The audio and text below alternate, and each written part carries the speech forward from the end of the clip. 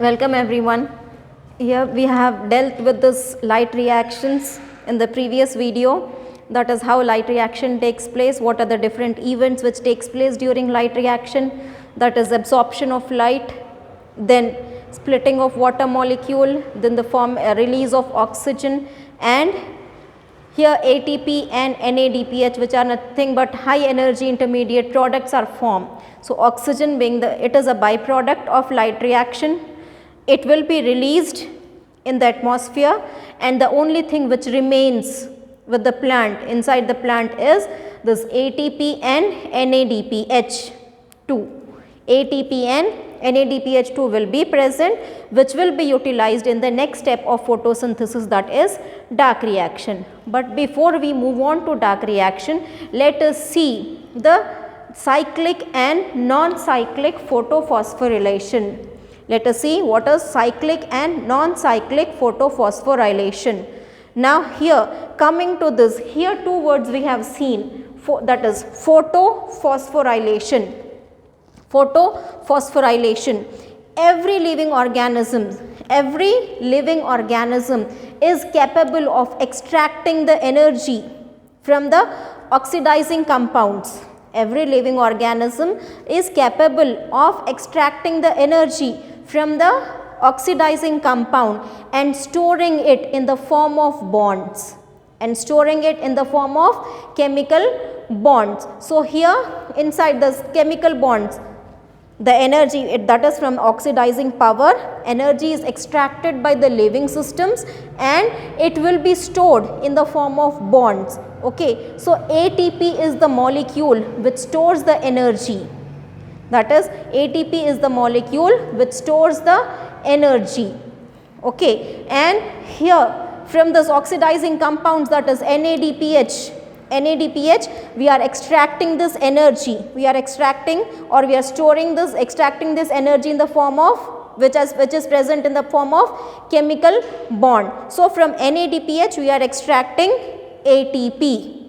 From NADPH, because we have seen this during respiration also. So NADPH is nothing but a Czech currency, that is Czech, which will be encashed, and what we get is ATP, and ATP is utilized when we need energy. Okay. So here also from this oxidizing compound we will be, that is, extracting the energy and storing it in the form of chemical bonds and ATP. So here this formation of ATP, the synthesis of ATP, phosphorylation, that is, this word phosphorylation is synthesis of ATP by chloroplast or mitochondria.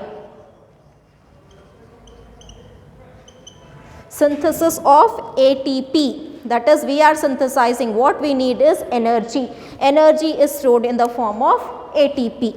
So synthesis of ATP, synthesis of this energy rich compound by chloroplast during photosynthesis and by mitochondria during respiration. During respiration also energy will be released and it will be stored in ATP, that is, ATP will be synthesized and energy will be stored in ATP, and during photosynthesis also energy will be produced and that produced energy will be stored in ATP.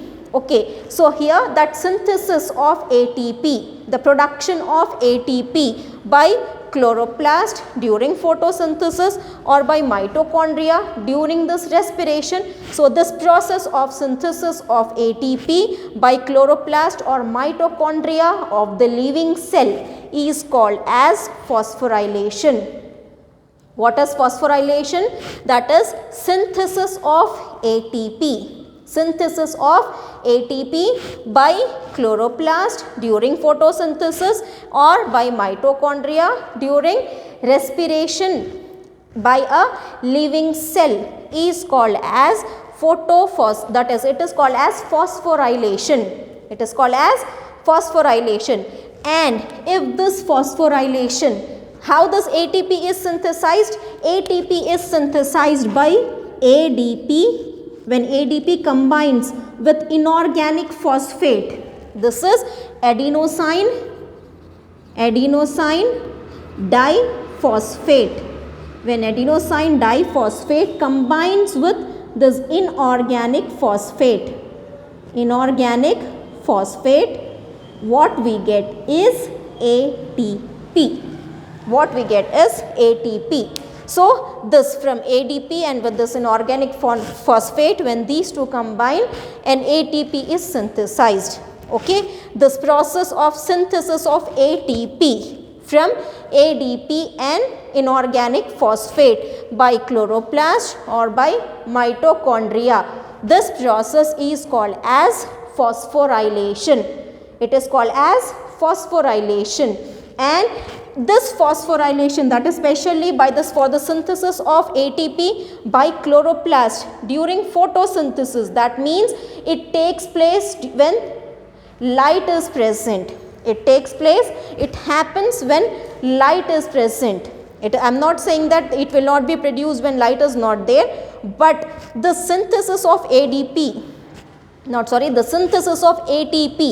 from ADP and inorganic phosphate by chloroplast during the process of photosynthesis, when there is, that is during the process of photosynthesis or when there is light, in the presence of light, the synthesis of ATP from ADP and inorganic phosphate by chloroplast during photosynthesis in the presence of light.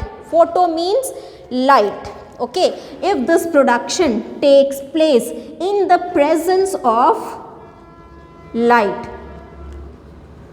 if this production of ATP from ADP and inorganic phosphate, if this production takes place when in the presence of light, then it is called as photophosphorylation.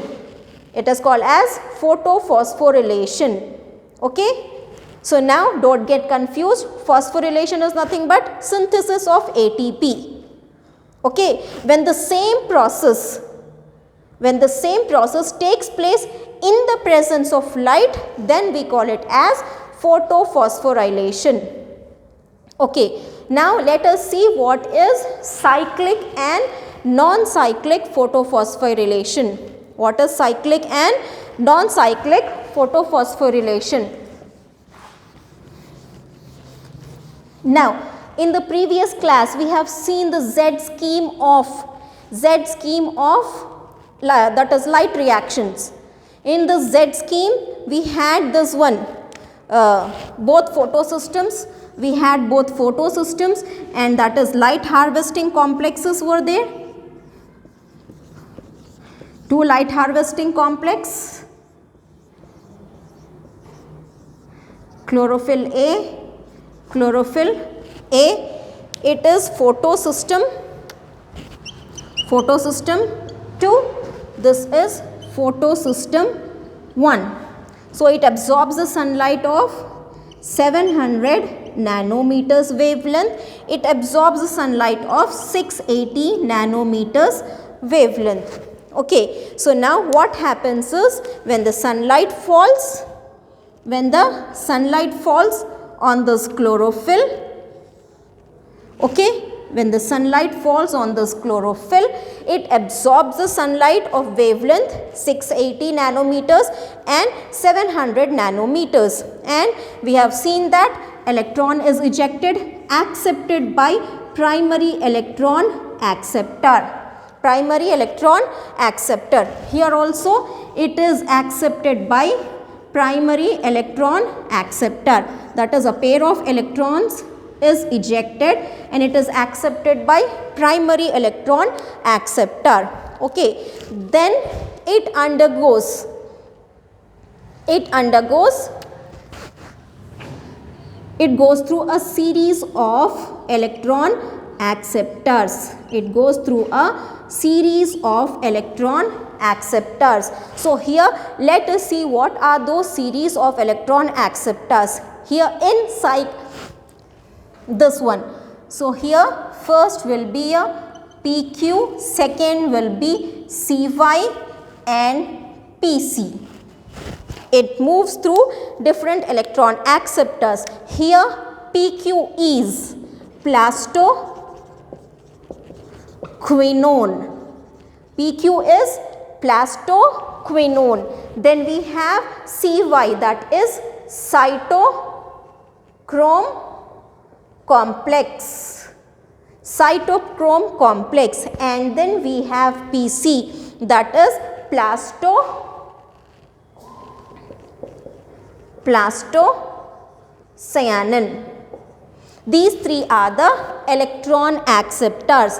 These three are the electron acceptors. So here when this, by taking the light, when the electron is ejected by the chlorophyll, a pair of electron is ejected by the chlorophyll, it is accepted by primary electron acceptor. Same here, electron ejected by chlorophyll, it is accepted by primary electron acceptor. So here now, so in this photosystem 2, the primary electron acceptor then passes the electron to plastoquinone. It is one electron acceptor. Then from plastoquinone, the electron is accepted by cytochrome. The electron is accepted by cytochrome. Okay, and from the cytochrome, the electron will be accepted by plastoquinone. Electron is accepted by plastoquinone. So here also a little energy is released, and when the electron comes this downhill, it releases the energy, and by taking this energy, ADP combines with inorganic phosphate, and what we get is ATP. What we get is ATP. So what I said, photophosphorylation, that is formation of ATP from ADP and inorganic phosphate in the presence of light. So this is called as photophosphorylation. Okay, now coming to this, here also in the photosystem 1 also, it absorbs the sunlight, it moves to another acceptor, that is FD, which is nothing but ferredoxin. Here FD is ferredoxin. It is taken up by, it is accepted by ferredoxin, and from ferredoxin it will be accepted by NADP plus. It will be accepted by NADP plus. Okay, now here this NADP plus, and here one more thing which has followed is breaking of water molecule. When water molecule breaks, it gives rise to here 4 electrons plus 4 protons plus 2, that is oxygen, O2. Oxygen is released. This we have already seen it. This we have seen during this process of light reaction. Okay, now here coming to this splitting of water molecule. Splitting of water molecule. So this electron is taken up by this chlorophyll, oxygen is released, and these protons are taken up by this oxidizing power, that is NADP plus, and it has been reduced to NADPH2. Now here in cyclic photophosphorylation, both these photosystems are, that is both those photosystems will be working. In this photophosphorylation, that is cyclic, when we come to the cyclic photophosphorylation, in this what happens is this photosystem 2 as well as photosystem 1, both the systems are functional. Okay, now here both the systems are functional. Here ATP has been formed, NADP has been reduced to NADPH2, water has been broken down. So the same events which has taken place in the Z scheme of light reaction. The same event take place in the cyclic photophosphorylation. So, at the end of cyclic phosphorylation, what we get is ATP, this one ATP, and we get is NADPH2. In cyclic photophosphorylation, both the photosystems are functional. Both the photosystems are functional, and we will be getting ATP and NADPH2. So, how this is happening? How this NADPH2 is formed? So, here I said you NADP was there. It has taken electrons from here. This electrons from this ferredoxin has been passed on to this NADP plus, and it has taken the protons from water molecule. It has taken the protons from water molecules, electrons from this ferredoxin has been moved to NADP plus. Now what happens? It get reduced to NADPH2. This reduction, that is combining of this NADP plus with two electrons, that is with electrons and with this protons, okay, this and changing it into this turning of NADP plus, okay, this remixing of this NADP plus this electrons and plus this protons, and reducing when it mixes with this electrons and protons, this NADP plus is reduced to NADPH2. This happens with the help of an enzyme called as NADP reductase. This happens by the enzyme NADP reductase. Okay. Now here ATP is formed here, NADP is formed here with the help of this NADP reductase. Here, now moving on to this Z scheme, that is cyclic photophosphorylation. These light reactions require here membranous structure, requires membranous systems. It requires membranous systems. We have seen this light reaction takes place in membranous systems. So, if we see this one, if this is the structure of chloroplast, double membrane structure, then we have the stacks of thylakoid membrane. Okay, the single stack is called as grana. This is granum thylakoid, the stroma lamellae. Then we have this granum thylakoid.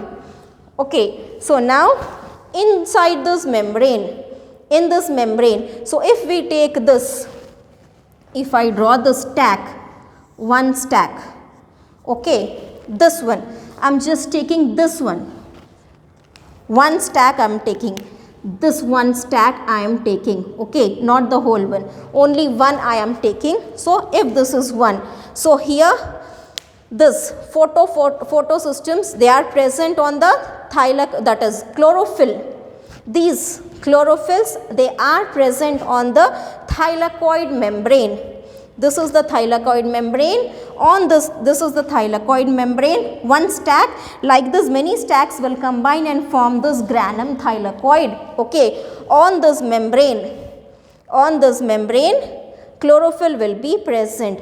Apart from this chlorophyll, here at the upper end of this thylakoid membrane, just to understand, okay, at this upper side of this thylakoid membrane, we have this NADP reductase complex. We have this NADP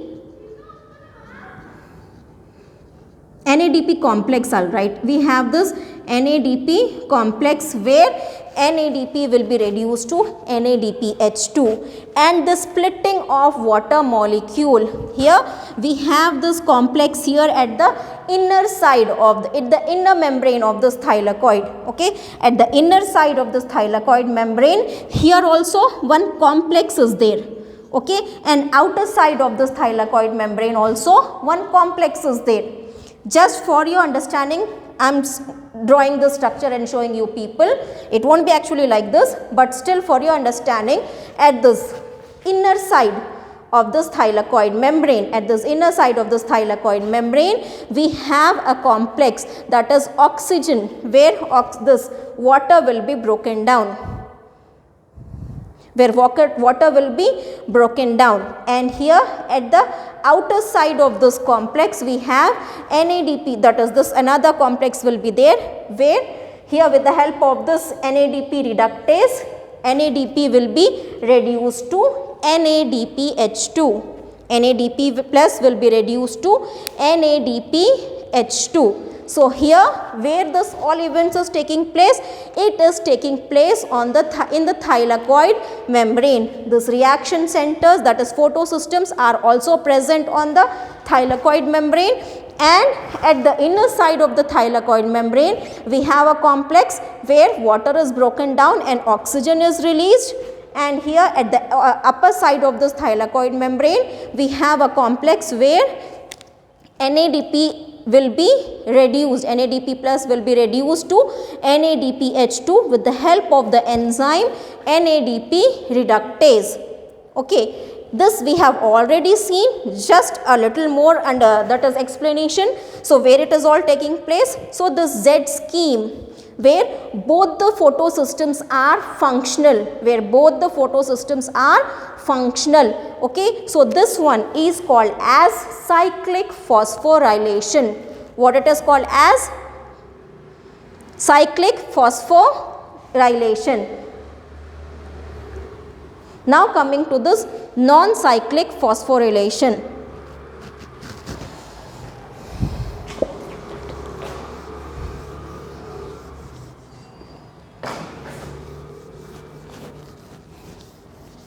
In this non-cyclic phosphorylation, here only one photosystem is functional, that is photosystem 1 is functional. In non-cyclic we have photosystem 2 as well as photosystem 1.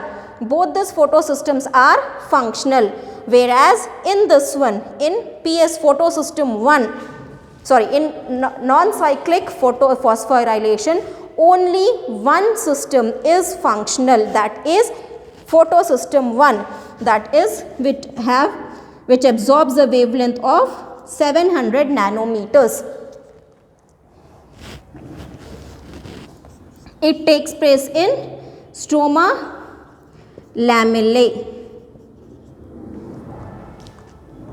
It takes place in stroma lamellae. These takes place on the thylakoid membrane, and here these granum, they take place in grana, that is thylakoid membranes, and this that is non-cyclic photophosphorylation, where only one system is functional, and that too it takes place in stroma lamellae.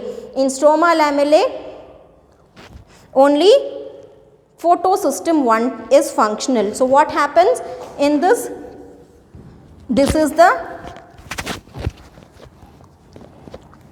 light harvesting complex, that is chlorophyll A, accessory pigments.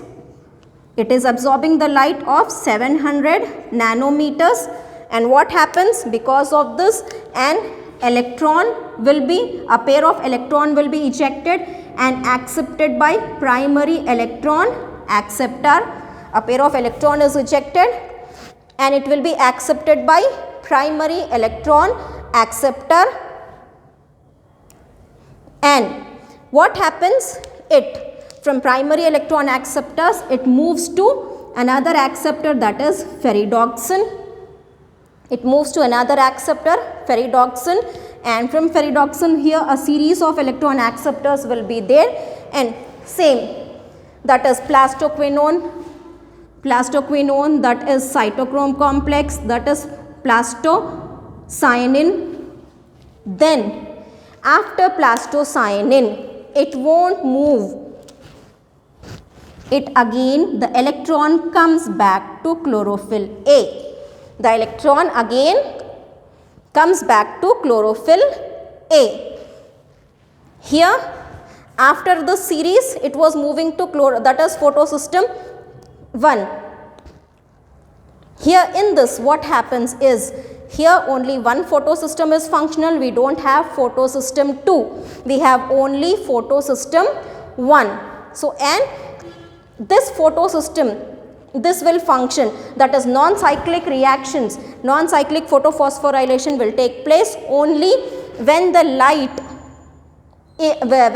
which is available is more than 680 nanometers. If the light which is available to the plant is more than 680 nanometers, at that time in the stoma lamellae, this only one photosystem is functional, that is the photosystem 1, and the electron, instead of moving to another photosystem or going back to this, so this the electron is transported within the system itself. Okay, from chlorophyll it was moving to photosystem, that is primary electron acceptor A, then after a series of electron transport chain, that is here it is again coming back to chlorophyll A. Here also ATP will be produced. So, when this comes now, here also energy will be released and ATP will be formed. But in this NADPH2 is not formed. In this one NADPH2 is not formed. Only we get ATP. Only we get ATP. In this what we have got? We have got ATP as well as NADPH. In this only we are getting ATP. We are not getting any NADPH2. And here in this water molecule is broken down. Here no water molecule is broken down. So, when no water molecule is broken down, that means oxygen is also not formed. So, during cyclic photophosphorylation, during the cyclic photophosphorylation, both PS1 and PS2 are functional, and during the cyclic photophosphorylation we get ATP as well as we get NADPH2. Okay, and oxygen is produced, water is broken down, water is split and oxygen is produced. Whereas in this non-cyclic, here wait everyone, this one is the non-cyclic, this one is the non-cyclic, and during this is the cyclic. In cyclic only one PS is one photosystem, only one photosystem is working. Okay, that too photosystem 1. We are not getting any oxygen, we are not getting any NADPH2. Water molecule is not broken down. What we are getting is only ATP. What we are getting is only ATP.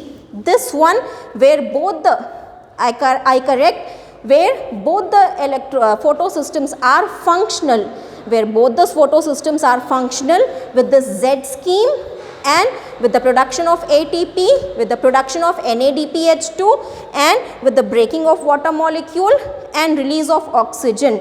So, this whole takes place in non-cyclic photophosphorylation, and during this cyclic photophosphorylation only one photosystem is functional. If with only one photosystem, the electron is transported within the same photosystem only. It is going to this primary electron acceptor. After going through a series of electron acceptors, it is again coming back to chlorophyll. Okay, so no water molecule will be broken down, no oxygen, no NADPH2. So this was all about cyclic and non-cyclic photophosphorylation. This takes place during this light reaction. Okay. And now with the help of this ATP and NADPH2 which is formed, ATP and NADPH2 which is formed, we'll move on to the second phase. But before we move on to the second phase, let us see how this ATP, that is, let us see this let us see how this ATP is utilized in the next video.